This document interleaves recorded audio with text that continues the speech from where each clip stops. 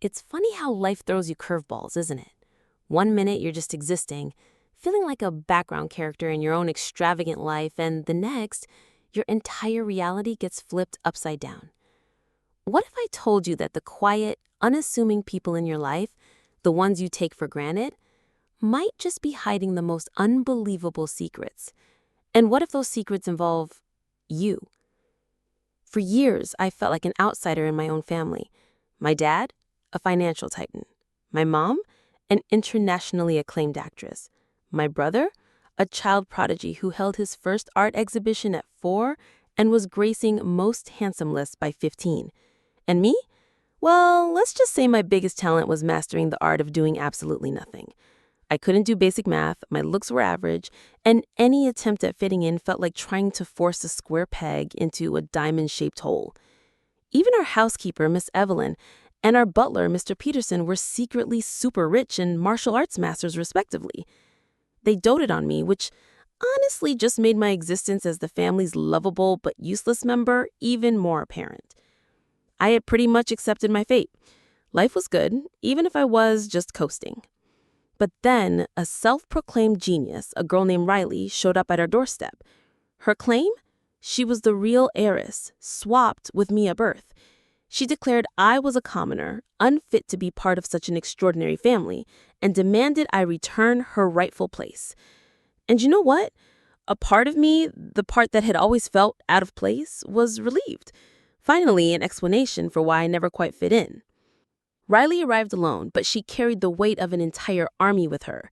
Her words hit us like a freight train, accusing the hospital staff of a mix-up, swearing on everything that she was the true daughter.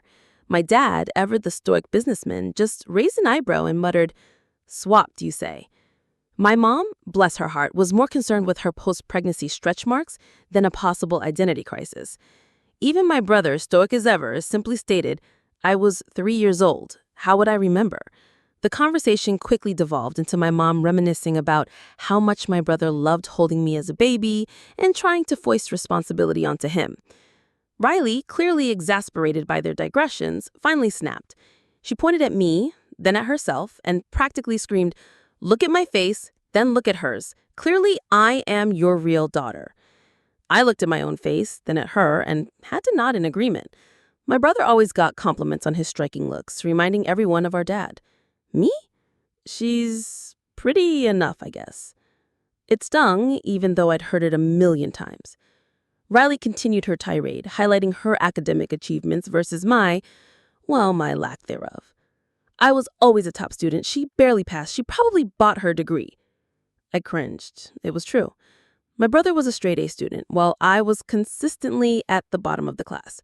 My teachers had given up on me. One even had a brain hemorrhage trying to tutor me, muttering about whether my brother and I even related from his ICU bed.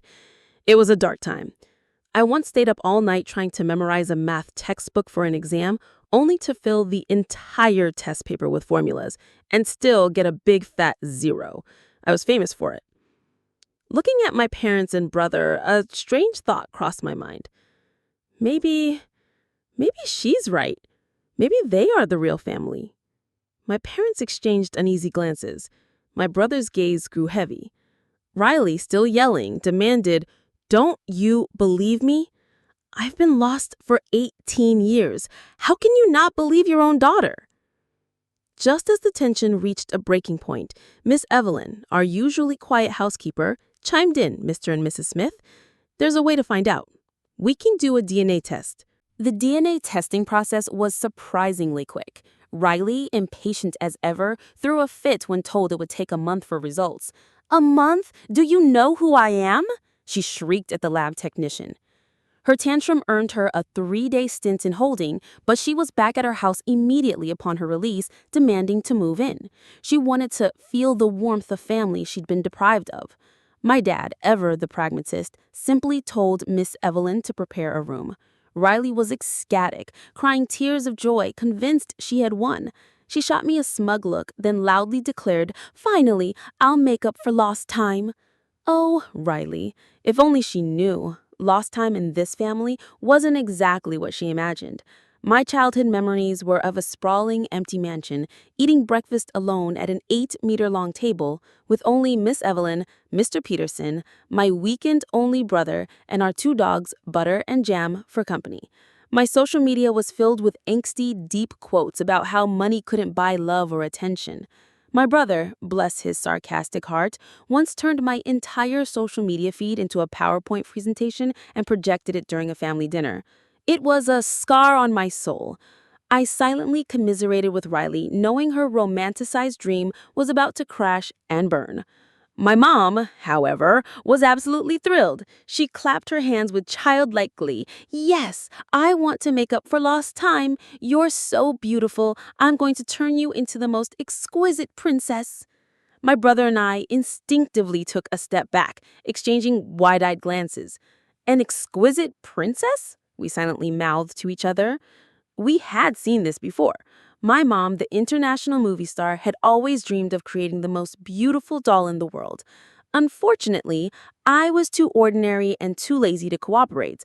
My brother, with his natural air of a true heir, would just give her a look that could curdle milk. But her dream never truly died. She had an entire collection of human-sized dolls, some even commissioned through my dad's influence, leading to old headlines like "Billionaire's Doll Obsession Scandal." Riley, oblivious, was already being dragged upstairs by my ecstatic mother, her face alight with victory. "Mom, you never dressed up like this, did you?" she gloated, gesturing at me. "It's different with real family, isn't it? Like the 2 male dogs in the yard. Always close, always together. Fakes will never be real." I couldn't help but interject. Biggie and Smalls are both male dogs, and they were neutered over 10 years ago. Riley's smile froze. Her face went from green to purple, but she quickly regained her composure, disappearing upstairs with my mom. I just watched her go, a look of profound pity in my eyes. Lunch was a sight to behold. It was just me, my brother, my mom, and Riley, who had been transformed into a dopamine doll. She wore an elaborate ball gown, excessive jewelry, and a towering 8-tiered hat that looked less like haute couture and more like a wedding cake. Her face was painted like a medieval ghost. My mom, the international actress, had finally found her living doll.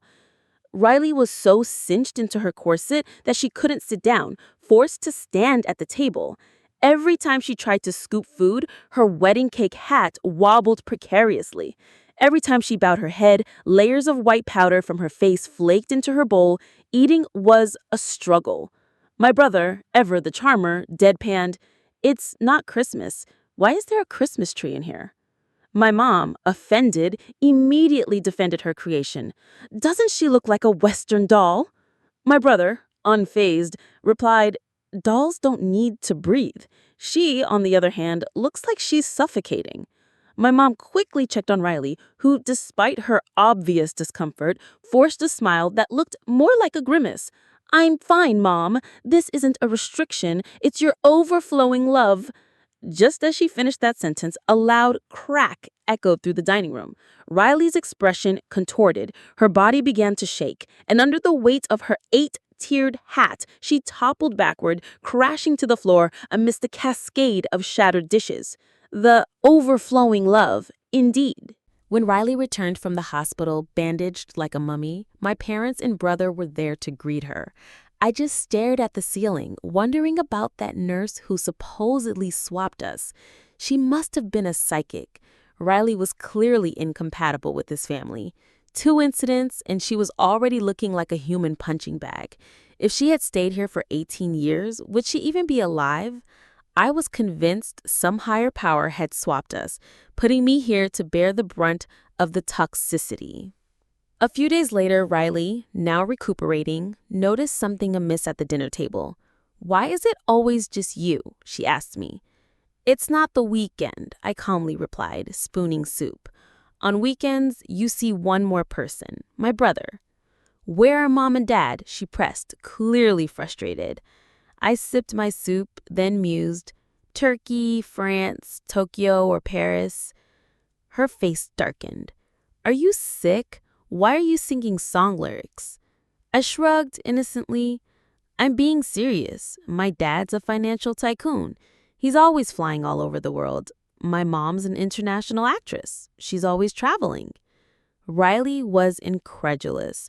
Her eyes welled up, looking just like a rescue dog Smalls did when we first found him. He'd look pathetic, but a squeaky toy would instantly make him happy. I wondered if Smalls would mind if I gave her his toy. "How about you come with me for a bit?" I offered, and Riley immediately burst into tears. Somehow, Riley's tears summoned my parents home that very night. Our family of 5, plus Miss Evelyn, Mr. Peterson, and our 2 dogs, gathered in the living room. It was the first time I'd ever witnessed a true family meeting. "Mom, Dad, I hope I can become your real daughter," Riley began. My parents exchanged grunts. "Do we have the DNA results already?" my mom asked, checking her calendar. "I thought I was just overseas yesterday." My dad, already distracted, muttered about a stalled project. My brother, ever precise, simply said, 3 days, 18 hours, 37 minutes. My parents visibly relaxed. Riley, looking even more wronged, clarified, "I mean, I worked so hard to find my way back. I want to take on the responsibilities of a daughter of the Smith family, not like her, who just sits around doing nothing." She pointed at me. My brother immediately understood. "So you want to be the heir?" His voice was cold, his narrow eyes fixed on Riley, making her flinch. "Smith family children are all the same," Riley said earnestly. "I just want to share the burden like you, to be a source of pride for Mom and Dad. Please believe me. I've always seen Dad as my role model. Give me a chance to prove myself." I almost choked on my imaginary drink. Miss Evelyn and Mr. Peterson, standing behind me, subtly cleared their throats, reminding me to keep a straight face.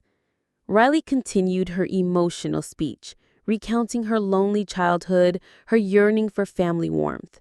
Her voice cracked, tears streaming down her face. My mom was moved.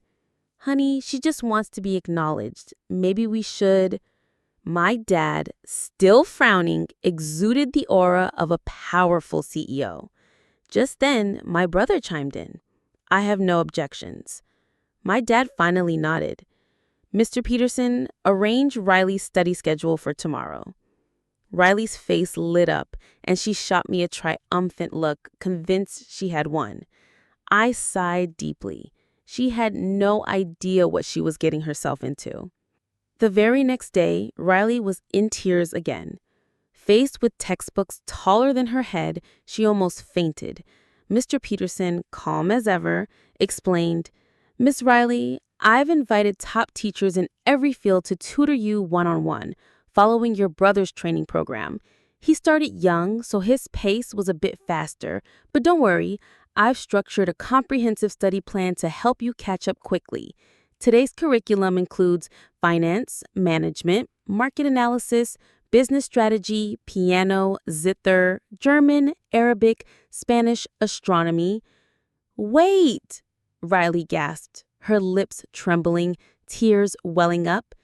"And family management," Mr. Peterson replied smoothly. "Smith family children are all-rounders. There is nothing they can't do." "Then why is she so idle?" she shrieked, pointing at me.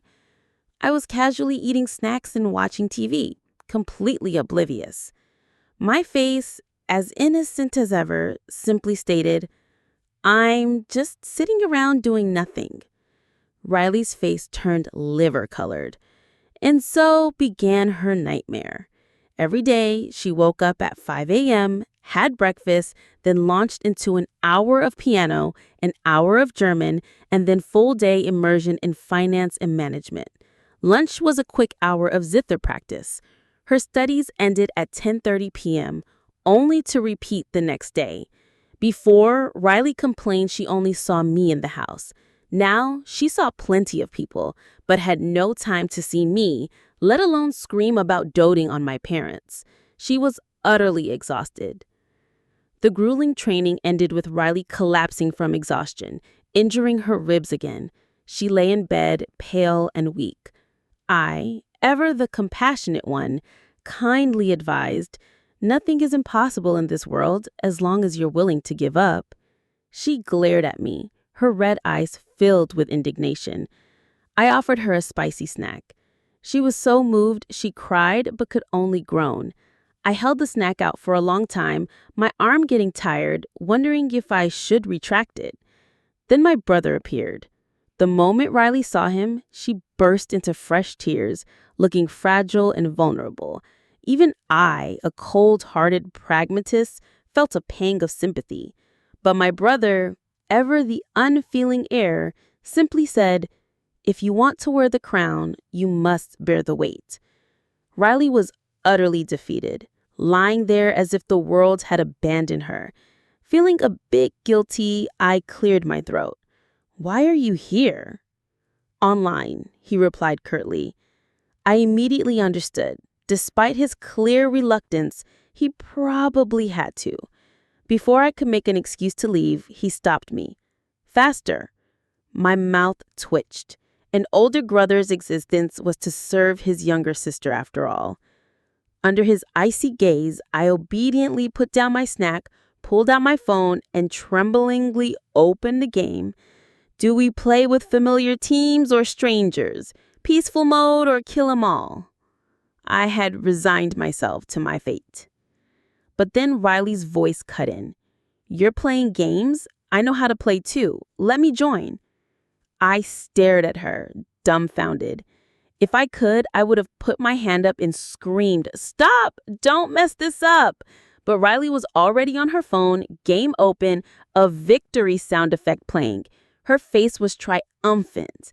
"I'm really good, big brother. I'm a master with the knife. I can definitely lead us to victory. My brain works much faster than someone else's." My hand trembled, clutching my phone. My brother and I were silent. Riley's eyes welled up again. "Big brother, I'm your sister too. Even though we didn't grow up together, blood is thicker than water. I don't want to break up this family. I just want to join it. Please don't push me away." Her words actually stirred something complicated in me. 10 consecutive losses on my game record didn't even make a dent in my soul anymore. Years of living with my brother had taught me his true nature: cold, unapproachable, and with a fatal flaw: extreme bad luck. It wasn't that he was bad at the game, it was that his foul mouth cursed every team he was on. Do you lack maternal love? Why are you doting on the enemy team like they're your own kids? What kind of support character builds a death shroud? Just sprinkle rice on the screen, even chickens move smarter than you. Are you half paralyzed or fully paralyzed? Why are you dancing the disco on your teammates' graves with that knife? On screen, his knife-wielding character was running in circles, lost. My brother's cold gaze swept to the corner of the bed. Riley's face was chalk white. I clutched my phone, quickly escaping the room. He had already scolded her today, so he wouldn't scold me, right? I knew Riley was trying to win over my parents and brother, but she was failing spectacularly. She texted my mom, gushing about her movies and even writing a 30,000-word analysis of her amazing good job moments. The result? The analysis became anti-fan fodder, destroying my mom's public image and getting her trending for all the wrong reasons. Riley would help my dad by cleaning his study, clearing out unnecessary documents. The result? Several of my dad's important projects collapsed due to missing files. She even cooked my brother beef stew with curry and mango, only for him to end up in the emergency room with severe allergies. My dad, ever so calmly, asked, "How much longer until the DNA results are ready?" My mom checked her calendar. "Only 1 month and 15 days. My brother, expressionless, added, "I didn't think I was so easily assassinated." My conviction solidified. The nurse who swapped us didn't do it to save Riley. She did it to protect the rest of the Smith family. Finally, after much deliberation, my parents and brother decided that regardless of the DNA results, they would send Riley to study abroad in Argentina, the furthest place from us. When Riley heard the news, she cried hysterically, pointing at me. "What about her? Why don't you kick her out?" This time, my parents and brother were genuinely surprised.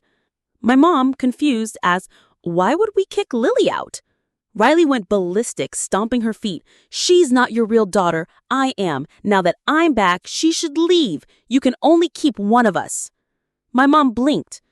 Children have to choose. Adults can have both. My dad coldly stated, "Both your names are on the Smith family household register." My brother chuckled, "The Smith family can afford to support me." I was incredibly moved. All my life I thought I didn't belong, but now they had chosen me unequivocally. Just as tears welled in my eyes, my mom sighed. Her brain is a bit slow, and we've raised her to be completely useless. If we let her go, will she even survive? We have some responsibility here. My tears instantly reversed course. So I wasn't chosen for my charm, but for my incompetence? At least I knew where my brother got his sharp tongue. Riley, still defiant, kept pointing at me, forcing my parents to choose. If they didn't, she threatened to cut ties with the family. My dad's face hardened.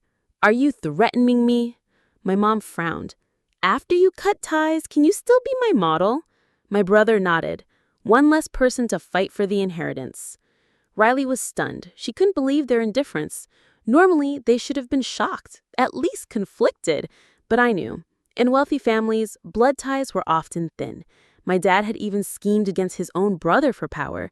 My brother and I had seen our nannies more often than our parents. To them, their careers were more important than us.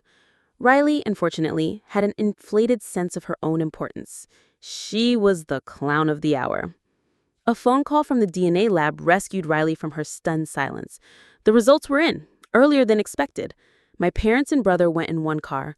In a moment of inexplicable compassion, I decided to ride with Riley. And that's when everything went sideways. Riley and I were kidnapped. And our kidnapper was none other than Miss Evelyn. Riley was frozen in shock. So was I. But what shocked me more wasn't the kidnapping itself, but the sight of our seemingly ordinary housekeeper single-handedly taking down 20-something Smith family bodyguards with the frying pan. She was 50 years old? "Miss Evelyn?" I whispered, my eyes wide. She paused, her expression conflicted. "Miss Lily, I'm sorry. I was just following orders. Please don't blame me." My hand tightened. "You're so strong. Why didn't you help me push through the crowd to get my brother's autograph when I was 10? She had to hide my strength. Traitors go to hell. "Are you two insane?" Riley shrieked, tied to a chair. "Miss Evelyn, why are you kidnapping me? Didn't you say I was the real Smith heiress?" Miss Evelyn's face turned cold. She glared at Riley. "Tuo Jing Tien, your father, killed the person I loved most. I swore I would get my revenge, so I swapped you with the daughter of the person I loved, waiting for the right moment to reveal the truth and make the Tuo Jing Tien family suffer. Do you know how long I've waited for this day?" Riley and I, for once, were in silent agreement. She sought revenge by becoming a nanny for her enemy, swapping their daughter with her dead lover's daughter, then waiting for that girl to grow up to expose the truth. The world had truly turned upside down. I articulated my thoughts. "Miss Evelyn, do you feel satisfied with your revenge? Even a little?" Miss Evelyn was furious. How was I to know the Smith family had no love for their own children? So I decided to kidnap both of his children. I want to see which one he chooses. The room fell silent. I cautiously reminded her, "But aren't I the only blood relative left of the person you loved?" Miss Evelyn hesitated, then her eyes hardened. "I've realized that you people have little affection for your own blood. On the contrary, you care more about the daughter you raised for 18 years. So today I'll kill both of you, so you can suffer forever." She reached for the detonator. "Stop." Just as she was about to press the button, Mr. Peterson, our butler, suddenly spoke. "Wang Qing, look at me. Do you remember who I am?" The world had finally gone completely insane. My parents weren't my parents, but Riley's biological parents. My brother wasn't my brother, but Riley's brother. Miss Evelyn wasn't our nanny, but our family's sworn enemy. And Mr. Peterson wasn't our butler. He was my biological father. When Mr. Peterson dramatically removed his mask, revealing a different face, I finally started to question the very fabric of my reality. And in the next second, Miss Evelyn's eyes widened. "Zheng Chai, brother Zheng Chai." It turned out Mr. Peterson was my long-lost biological father, the one my dad had supposedly ruthlessly murdered. According to Mr. Peterson, he hadn't been killed at all. He'd simply grown tired of the family's power struggles and orchestrated his own fake death with my dad's help.